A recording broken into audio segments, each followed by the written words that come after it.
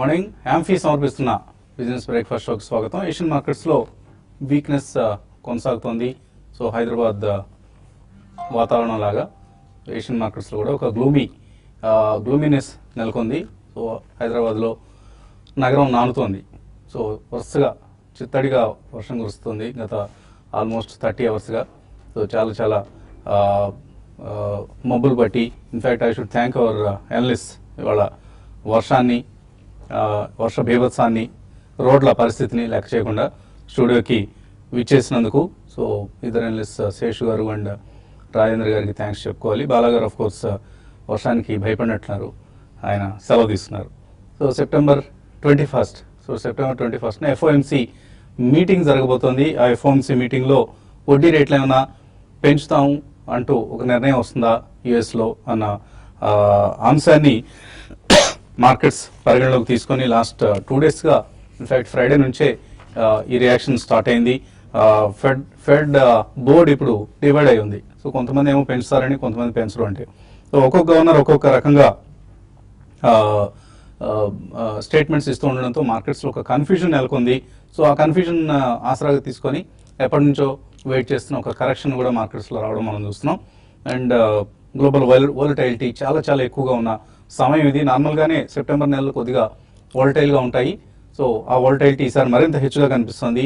So Chicago Board Options Exchange CBOE VIX 17% పెరిగింది. ఇంతకుముందు Friday ఒక రోజులోనే 45% పెరగడం చూసాం. అండ్ ఇప్పుడు మళ్ళీ నిన్న మరొక 17% పెరిగింది. ఇండియా విక్స్ కూడా, ఇండియన్ వోలటైలిటీ ఇండెక్స్ కూడా 15% పెరిగింది. అంటే మనకు రాబోయే రోజుల్లో మార్కెట్స్ ఎంత వోలటైల్గా ఉండబోతున్నాయి అన్న అంశాన్ని ఇవి సూచిస్తూ ఉంటాయి. సో మండే షార్ట్ కవరింగ్తో యుఎస్ మార్కెట్స్లో ఒక ర్యాలీ వచ్చినప్పుడు కూడా నిన్న మళ్ళీ ఫిజిల్ అవుట్ అయిపోయింది. నిన్న మళ్ళీ సెల్లింగ్ వచ్చింది.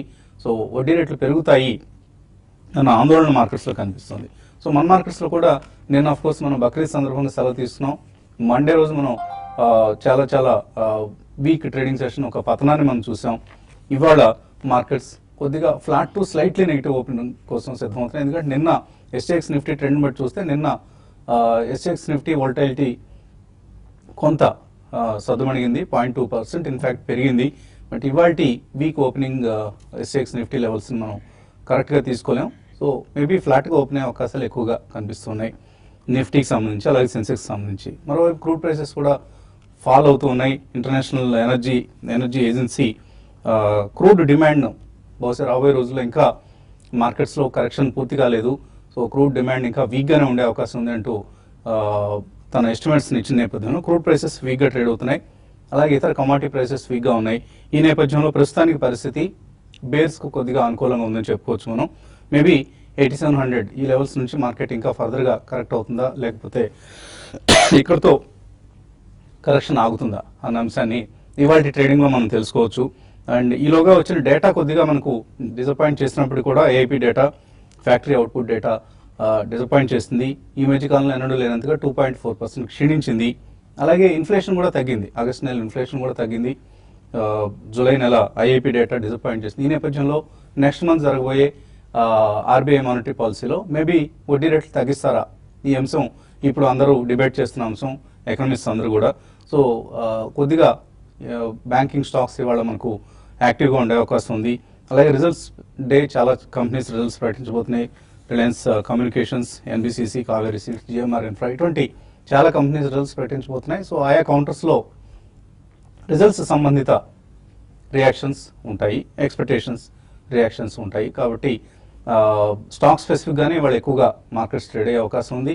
ఇండెక్స్ పరంగా మనం మండే చూసినంత ఉధృతి ఉండకపోవచ్చు. మేబీ మనకు మరి కొద్దిసేపట్లో మార్కెట్స్ ఓపెన్ అయిన తర్వాత తెలుస్తుంది. సో అదర్వైజ్ ఇట్స్ కొద్దిగా ట్రేడింగ్ పరంగా డల్గా ఉండే అవకాశం ఉంది.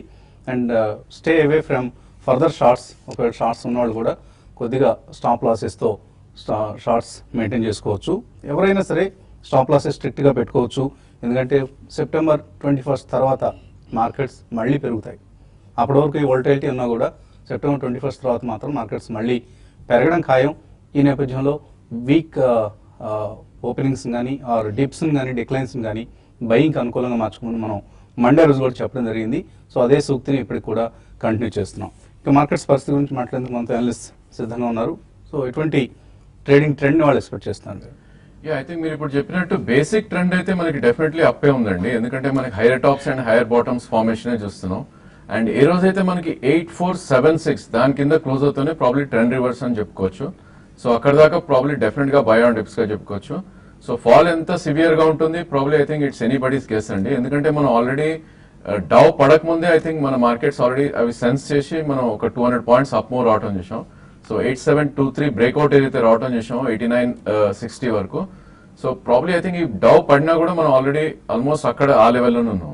సో ఐ థింక్ మనకి లాస్ట్ 3 to 5 సెషన్స్ కనుక పక్కన పెడితే చార్ట్స్ పరంగా ప్రాబ్లీ ఐ థింక్ ఇక్కడ ఒక side ways trend or maybe slightly down trend వెళ్ళే అవకాశం కొద్దిగా కనిపిస్తుంది. సో 8715 ఏదైతే 20-day మూవింగ్ యావరేజ్ ను దాని కింద ఈ రోజు అండ్ రేపు 2 days క్లోజ్ అయిందంటే ప్రాబ్లీ నెక్స్ట్ మీనింగ్ఫుల్ సపోర్ట్ అనేది మనకి మొన్నటి స్వింగ్ లో ఏదైతే ఉందో 8547 దగ్గర వచ్చే అవకాశం ఉంది. సో ఇక్కడ నుంచి 150 to 180 points down side move ఉంది. In case Dow and global markets బాగా పడింది అంటే ప్రాబ్లీ లెవెల్స్ బ్రీచ్ చేసి ఒకసారికి 8470 ఆర్ 8450 దాకా వెళ్లే ఛాన్స్ ఎక్కువ ఉంది. అదర్వైజ్ ప్రాబ్లీ ఒక కన్సాలిడేషన్ మార్కెట్ లో ఉంటుంది. In case market pull back వచ్చినా కూడా probably I think it won't be run away market అండి. ఎందుకంటే మనకి మొన్నటి గ్యాప్ క్రియేషన్ ఏదైతే ఉందో ప్రాబ్లీ అదొక గట్టి రెసిస్టెన్స్ గా మనం పరిగణిస్తాం. సో 8746 నుంచి 8858 సో ఈ 100-120 పాయింట్స్ ఏదైతే ఉందో ప్రాబ్లీ అదొక మేజర్ రెసిస్టెన్స్ గా ఉంటుంది. ఇన్ కేస్ గ్లో మొత్తం రికవర్ అయినా కూడా ప్రాబ్లీ మొన్నటి హై ఏదైతుందో 8960 అక్కడ వరకు వెళ్లే ఛాన్స్ ఉంది. సో ఈ నేపథ్యంలో ప్రాబ్లీ 8540 అండ్ ప్రాబ్లీ 8950 అంటే రేంజ్ అనేది కొద్దిగా ఎక్స్పాండ్ అయినట్టు ఇప్పుడు చార్ట్స్ ప్రకారం కనిపిస్తుంది. మేబీ 400 పాయింట్స్ లోనే రేంజ్ లోనే ట్రేడ్ అయ్యే అవకాశం ఎక్కువ ఉంది. అదేవిధంగా బ్యాంక్ నిఫ్టీ చూస్తే కనుక ప్రాబ్లీ మనకి 20-day మూవింగ్ యావరేజ్ అయితే ఉందో 19,589 అంటే ఇక్కడ నుంచి ఆల్మోస్ట్ ఒక 200 పాయింట్స్ కింద మంచి సపోర్ట్ ఉంది. ప్రాబ్లీ ఆ లెవెల్ బ్రేక్ అయిందంటే లాస్ట్ టైం స్వింగ్ లో ఏదైతే ఉందో 19,096 అంటే ఇక్కడ నుంచి ఆల్మోస్ట్ ఒక 700-750 పాయింట్స్ దాకా డౌన్ సైడ్ వెళ్లే ఛాన్స్ ఉంది ఇన్ కేస్ గ్లో బాగా కరెక్ట్ అవుతాయి కనుక. ఇన్ఫాక్ట్ బ్యాంక్ నిఫ్టీలో కూడా అప్ సైడ్ ఐ థింక్ మొన్నటి గ్యాప్ ఏదైతే ఉందో 20,139 దగ్గర గట్టి రెసిస్టెన్స్ ఉండే అవకాశం ఉంది. So traders probably I think long positions create చేసుకోవాలి మేబీ మార్కెట్ డిప్స్ లో విత్ స్ట్రిక్ట్ స్టాప్ లాసెస్. అదేవిధంగా ఇండివిజువల్ స్టాక్స్ లో కూడా I think you should take positions. So market పర్సుంది కదా అని చెప్పేసి ఐ థింక్ వీక్ స్టాక్స్ ని వీ షుడెంట్ క్యాచ్ అండి. So strong sectors are strong stocks ఏవైతే ఉన్నాయో ప్రాబ్లీ వాటిలో మనం లాంగ్ పొజిషన్స్ తీసుకోవాలి. ఆ కోలో వచ్చాయి ప్రాబ్లీ సిమెంట్ స్పేస్ లో ఫ్రంట్ లైన్ స్టాక్స్ అల్ట్రాటెక్ గానీ గ్రాసిమ్ గానీ ఏసీసీ గానీ తీసుకోవచ్చు. అదేవిధంగా ఆటోమొబైల్ స్పేస్ లో మారుతి గానీ లేదంటే టాటా మోటార్స్ గానీ ప్రాబ్లీ 5 to 7% కరెక్షన్ వస్తే ఈవెన్ ట్రేడింగ్ కోసం కూడా షార్ట్ టర్మ్ కి ఆర్ మీడియం టర్మ్ కూడా పొజిషన్స్ తీసుకోవచ్చు. మీరు ఎటువంటి ట్రేడింగ్ ఐడియాస్ ఇవ్వబోతున్నారు? ఈ రోజు మార్కెట్స్ మాత్రం కొంచెం ఫ్లాట్ గా ఓపెన్ అయ్యే అవకాశం ఉంది. అయితే 87 అనేది చాలా ఇంపార్టెంట్ లెవెల్ గా చెప్పొచ్చు. ఈ రోజు వరకు 87 కానీ బ్రేక్ అయిందంటే మళ్ళీ నిఫ్టీ కొంత వీక్నెస్ అనేది రావచ్చు. ఒకవేళ 87 పైన కానీ సస్టైన్ కాగలిగితే ఇంట్రాడేలో కొంచెం లో నుంచి మార్కెట్స్ రికవరీ కావడానికి అవకాశం ఉన్నాయి. అయితే ఇక్కడ నుంచి స్టాక్ సెలెక్షన్ చాలా ఇంపార్టెంట్. మరీ ముఖ్యంగా డిఫెన్స్ కాంట్రారియన్ బెట్స్ కింద డిఫెన్స్ స్టాక్స్ ని బై చేసుకోమని చెప్తాను బయింగ్ వెళ్ళాలనుకునే వాళ్ళు. అయితే మార్కెట్స్ ఇప్పుడు అన్ఎక్స్పెక్టెడ్ ఫాల్ కాబట్టి అంటే ఎవరు ఊహించలేదు ఈ విధంగా మార్కెట్స్ ఆల్ గా పడతాయని. కాబట్టి మార్కెట్స్ ఈ కరెక్షన్ అనేది ఎందుకంటే కొంత లాంగ్స్ బాగా బిల్డ్ అయినాయి మనకి కరెక్షన్ ముందు చూస్తే కానీ F&O డేటా కానీ చూస్తే అవన్నీ కూడా లాంగ్ అన్వైండింగ్ అనేది లాస్ట్ 2 ట్రేడింగ్ సెషన్ లో జరిగింది. ఇంకా ఈ లాంగ్ అన్వైండింగ్ అనేది ఇంకా మనకి మార్కెట్ లో ఉండొచ్చు. కాబట్టి దాని దృష్టిలో పెట్టుకుని నిఫ్టీ ఇంతకు ముందులాగా ప్యానిక్ సెల్లింగ్ అయితే రాకపోవచ్చు. బట్ ఏదైనా కూడా నిఫ్టీకి 86 దగ్గర ఒక సపోర్ట్ ఉంది షార్ట్ టర్మ్ కి. అది కానీ బ్రేక్ అయిందంటే రిపీటెడ్ గా చెప్తున్నాను 85-84 దగ్గర రానున్న రోజుల్లో నిఫ్టీ బాటమ్ అవుట్ అయ్యే అవకాశం ఉంది. కాబట్టి ఈ ర్యాలీలో ఈ మధ్య కాలంలో ఎవరైతే మిస్ అయ్యారో మార్కెట్స్ లో ఇన్వెస్ట్మెంట్ కి వాళ్ళు ఇటు మంచి ఆపర్చునిటీ అనుకోవచ్చు బయింగ్ కి. తర్వాత డొమెస్టిక్ ఫండ్స్ కూడా చాలా స్ట్రాంగ్ గా ఉన్నాయి. కాబట్టి అలా మనకి చూస్తే మ్యూచువల్ ఫండ్ దగ్గర 6,500 crores దాకా లాస్ట్ మంత్ కలెక్ట్ చేశారు. కాబట్టి అవన్నీ కూడా ఈ ఫాల్ ఆదుకునే అవకాశం కనపడుతుంది. కాబట్టి బై అండ్ డిప్స్ అని చెప్తాను. అయితే డీప్ కరెక్షన్స్ కొంచెం ఈసారి మాత్రం రావడానికి అవకాశం ఉంది. అయితే ఈ రోజు విషయానికి వస్తే కొంచెం BPCL లాంటి స్టాక్ ని ఇంట్రాడే కోసం బై చేసుకోమని చెప్తాను. అదేవిధంగా లో నుంచి కొన్ని ఫార్మా కౌంటర్స్ కూడా ఈ రోజు పెరిగే అవకాశం ఉంది. ఇంకా సెల్లింగ్ విషయానికి వస్తే రిలయన్స్ ఇండస్ట్రీస్ ని హైయర్ లెవెల్స్ లో ఈ రోజు ఇంట్రాడే కోసం సెల్ చేయమంటాను. అయితే బ్యాంక్ నిఫ్టీ అనేది కొంచెం స్ట్రాంగ్ ఉంది. Last trading session last 1 hour లో 19,800 ఆ లెవెల్ దాకా వచ్చినప్పుడు ఆ 19,800 కానీ బ్రేక్ కాకుండా ఉంటే దాన్ని కూడా బై చేసుకోవచ్చు. కానీ 19,800 కానీ బ్రేక్ అయిందంటే మాత్రం ఇంకా ఫర్దర్ గా వీక్ అయ్యే అవకాశం ఉంది. ఒక బ్యాంకింగ్ స్టాక్స్ లో యాక్సిస్ బ్యాంక్ ని సెల్ అండ్ ర్యాలీస్ గా చెప్తాను. తర్వాత L&T కూడా హైయర్ లెవెల్స్ లో సెల్ చెప్తాను. అయితే ఈ రోజు IT stocks last trading session లో చాలా స్ట్రాంగ్ ఉన్నాయి. బట్ ఈ రోజు ఐటీ స్టాక్స్ లో కొంత ప్రాఫిట్ బుకింగ్ రావడానికి అవకాశం ఉంది. ఓకే అండి. సో మార్కెట్స్లో వోలటైలిటీ ఎక్కువగా ఉంది కాబట్టి కొంతమంది మనకి ఎందుకు వచ్చినా బెడదలే సేఫ్గా ఉందాం అని అనుకుంటూ ఉండే అవకాశం ఉంది. సో అటువంటి సేఫ్ ప్లేయర్స్కి డైనమిక్ ఈక్విటీ ఫండ్స్, అంటే ఈ ఫండ్స్ మార్కెట్స్లో వాల్యుయేషన్స్ బాగా ఎక్స్పెన్సివ్ ఉన్నాయనుకున్నప్పుడు ఈక్విటీస్ కొద్దిగా ఎక్స్పోజర్ తగ్గించుకుంటూ డెట్లో ఇన్వెస్ట్ చేస్తుంటాయి. అలాగే వాల్యుయేషన్స్ అట్రాక్టివ్గా ఉన్నాయనుకున్నప్పుడు ఈక్విటీస్లో ఎక్కువగా ఇన్వెస్ట్ చేస్తూ డెట్కి తక్కువ ఇంపార్టెన్స్ ఇస్తుంటాయి. అటువంటి స్కీమ్స్లో, మ్యూచువల్ ఫండ్ స్కీమ్స్లో ICICI Prudential balanced advantage Fund, ఈ ఫండ్ చాలా చక్కటి పనితీరు కనపరుస్తుంది. లాస్ట్ 1 year రిటర్న్స్ చూస్తే మనకు ఆల్మోస్ట్ 14% నిఫ్టీతో ఈక్వల్గా రిటర్న్స్ ఇచ్చింది. అండ్ 3 years రిటర్న్స్ చూస్తే యావరేజ్న యాన్యువల్లీ 21% రిటర్న్ ఇచ్చింది. So ICICI Prudential balanced advantage Fund ఈ స్కీమ్ని కన్జర్వేటివ్ ఇన్వెస్టర్స్, రిస్క్ ఎక్కువగా తీసుకోవద్దు అనుకునే ఇన్వెస్టర్స్ ఇన్వెస్ట్ చేయడానికి చాలా చక్కగా ఉన్న స్కీమ్ ఇది. Maybe you can start doing SIPs for your children also. So అటువంటి అంత వాళ్ళకి అనుకూలమైన స్కీమ్ ఇది ICICI Prudential balanced advantage fund. Callers line ఉన్నారు. మొదటి కాలర్ మల్లికార్జున్ హైదరాబాద్ నుంచి. హలో, గుడ్ మార్నింగ్ వసంత్ గారు. మార్నింగ్ అండి, అడగండి. Good morning. నేను ఒక చిన్న విషయం, I like your programmes very much sir. I'm retired general manager for a public sector bank. Oh, thank you sir. I like your programs very much. Thank but you, sir. you are also continuously recommending these public sector bank issues. I don't see any great improvement in the functioning of the public sector banks. Let me tell you very honestly. Yes, I sir. had a chance of working with 2-3 CEOs also of the public sector banks. Mhm. Then why these shares are not going because of their fundamentals or performance, sir? Let me be very clear.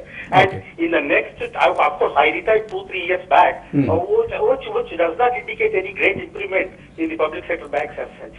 In the next 10 years, next decade or so, I don't see any improvement in this public sector, which there will not be any great, of course, FM గారు కానీ మనం వీళ్ళు చెప్తున్నారు కానీ there will not be a great improvement as far as I am concerned. I know about the public sector banks. Right, sir. Then why these shares are growing like that, sir? I don't understand. That is one thing. Yeah. Next thing which I would like to tell you is, I do not know much about the capital markets, sir. Let me be very Okay, clear. okay. But నాకు ఈ మన LNT share I purchased at 15 cents, 10 sir. Can I hold it or sell it? అంటే long term కోసం కొన్నారా ఎలాంటి? LNT long term 6 months కోసం కొన్నాను sir. Okay, 6 months కోసం కొన్నారు. Okay. And first of all మీరు అడిగిన పబ్లిక్ సెక్టర్ బ్యాంక్స్ పరిస్థితి, పబ్లిక్ సెక్టర్ బ్యాంక్స్లో ఎందుకు ఈ మధ్య షేర్ ప్రైసెస్ పెరిగాయి? మీరు you are right, as an insider, as a very well experienced person who has worked for a public sector banks as a general manager, and you are retired as a general manager. మీ విశ్లేషణలో ఎటువంటి తప్పు లేదండి. You are 100% right or more than that right. ఎందుకంటే వాళ్ళకున్న problems ఏవైతే ఉన్నాయో, public sector banks ని పట్టి పీడించే సమస్యలు ఏవైతే ఉన్నాయో వాటికి ఇంకా కామానే పడింది. మేబీ ఫుల్ స్టాప్ ఎప్పటికి పడుతుందో కూడా మనం చెప్పలేం. కాకపోతే ఈలోగా ఆర్బీఐ గవర్నర్ తీసుకున్న కొన్ని చర్యలు ఎన్పిఏ ఇష్యూస్ ని అడ్రస్ చేసే విధంగా ఉన్నాయి.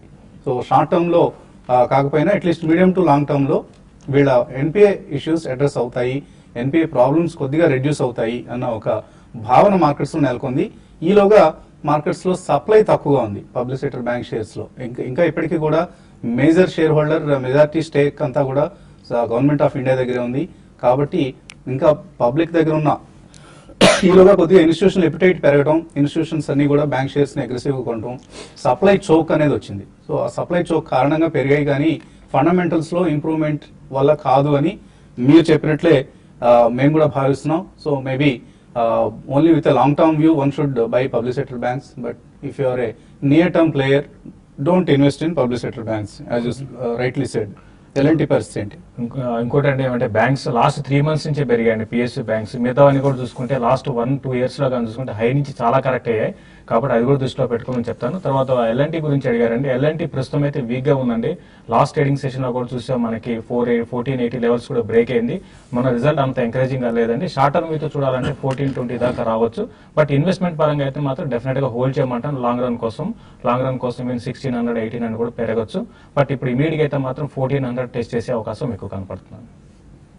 మార్కెట్స్ లోని most of the times fundamentals కంటే ట్రేడింగ్ టెక్నికల్స్ ఇవే ఎక్కువగా పనిచేస్తుంటాయి. సో వాటి ఆధారంగా మనం వెళ్లాల్సిందే కానీ ప్యూర్లీ ఫండమెంటల్స్ ఆధారంగా వెళ్తే some times will go wrong. So markets లో పబ్లిక్ సెక్టర్ బ్యాంక్స్ డిమాండ్ ఉంది అంటే అందరం వెళ్లాల్సిందే డిమాండ్కి అనుగుణంగా. సో కొద్దిగా ఫండమెంటల్స్ పక్కన పెట్టి కూడా వెళ్లాల్సిన అవసరం సమ్ టైమ్స్ వస్తూ ఉంటుంది, నాట్ ఆల్వేస్. సురేష్ హైదరాబాద్ నుంచి తర్వాత కాల్. హలో హలో, అడగండి సురేష్. నమస్కారం అండి. నమస్తే అండి, అడగండి. సార్ ఈ ప్రాపర్టీ వర్క్ అవుతుంది సార్. నేను ఈ మధ్య బాలాగారు ఫండమెంటల్ పిక్స్ రికమెండేషన్ రావడం లేదండి. దాంతో పాటు నా దగ్గర రావెల్స్ 100 360 ఉన్నాయి. ప్రాపర్టీ బుక్ చేసుకోమంటారా సార్ ఇక్కడ?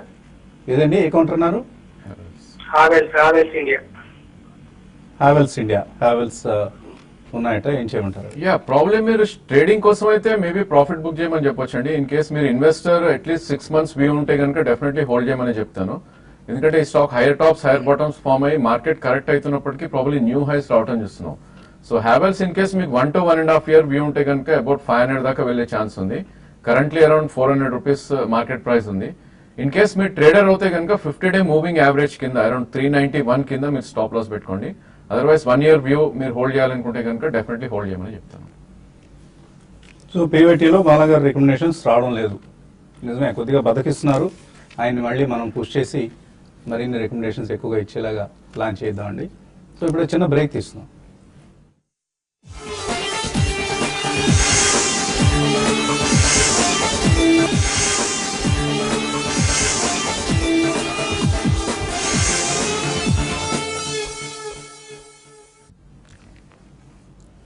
యాంఫీ సమర్పిస్తున్న బిజినెస్ బ్రేక్ఫాస్ట్ తిరిగి స్వాగతం. ఏషియన్ మార్కెట్స్ లో వీక్ ట్రేడింగ్ ట్రెండ్ కొనసాగుతూనే ఉంది. మేబీ మన మార్కెట్స్ కూడా flat to slightly negative opening కోసం సిద్ధం అవుతున్నాయి. అండ్ నిన్న మనకు ఆఫ్ కోర్స్ మార్కెట్స్ హాలిడే కాబట్టి మన ఫైనాన్షియల్ పేపర్స్ కి చక్కగా సమయం దొరికింది. ఏమి ఇవ్వాలి మార్కెట్స్ సంబంధించి మార్కెట్స్ పేజ్లో. మామూలుగా ట్రేడింగ్ జరిగే రోజుల్లో అయితే షేర్లకు సంబంధించిన ఇన్ఫర్మేషన్, స్టాక్స్ సంబంధించిన ఇన్ఫర్మేషన్ సరిపోతూ ఉంటుంది. ఇవాళ ఎకనామిక్ టైమ్స్ లో చక్కగా మంచిగా అంటే మనకు అడుగుతుంటారు చాలా మంది ఇన్వెస్టర్స్, ఎక్కడ దొరుకుతుందండి మార్కెట్స్ సంబంధించిన ఫండమెంటల్స్ అంటే బేసిక్స్ సంబంధించిన ఇన్ఫర్మేషన్ అని. సో ఇవాల్టి ఎకనామిక్ టైమ్స్ మార్కెట్స్ పేజ్లో చాలా చక్కటి వ్యాసాలు ఉన్నాయి. Like how does one become a crorepati, కోటీశ్వరుడు కావడం ఎలా. దీనికి ఏం చేయనవసరం లేదు, just cross the street and find your treasure. అంటే మార్కెట్స్లో ఎంటర్ కండి, చక్కగా కోటీశ్వరుడు కావచ్చు అంటూ ఒక వ్యాసం ఉంది. అలాగే how to run a litmus test for ఐపీఓస్లో ఇన్వెస్ట్ చేసే ముందు ఏ అంశాలు గమనించాలి. And mutual funds on your mind, here is what to do. So mutual funds invest చేసే ముందు ఎటువంటి అంశాల ఆధారంగా మ్యూచువల్ ఫండ్స్ సెలెక్ట్ చేసుకోవాలి.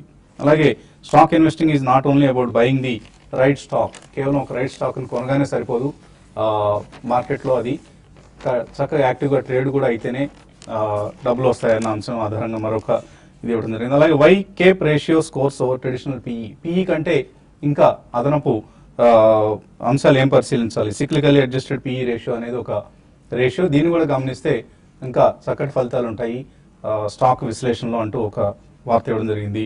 చాలా ఆసక్తికరంగా ఉంది. వీలైతే వాటి ఎకనామిక్ టైమ్స్ కొనుక్కొని అందులో ఈ పేజీని గమనించే ప్రయత్నం చేయండి. కాలర్స్ లైన్లో ఉన్నారు. తర్వాత కాలర్ కరీంనగర్ నుంచి శ్రీనివాస్. హలో. ఓకే, శ్రీనివాస్ గారు ఎకనామిక్ టైమ్స్ కొనుక్కోవడానికి వెళ్ళినట్టున్నారు. తర్వాత కాలర్ లైన్లో ఉన్నారు. హలో. అడగండి, హలో, మీ పేరు చెప్పండి, అడగండి. సార్ నా పేరు రామ్మోహన్ రావు తెనాలి. అడగండి రామ్మోహన్ గారు. టెక్నికల్ గా Glenmark pharma. Hello, Rammohan Rao Tenali నుంచి అండి. ఓకే అండి. గ్లెన్మార్క్ ఫార్మా, గ్లెన్మార్క్ ఫార్మా లుపీరు టెక్నికల్ గా ఈ రేంజ్ లో ఎంటర్ అవ్వం సార్. ట్రేడింగ్ కోసం అంతే, ట్రేడింగ్ కోసమే కదండి.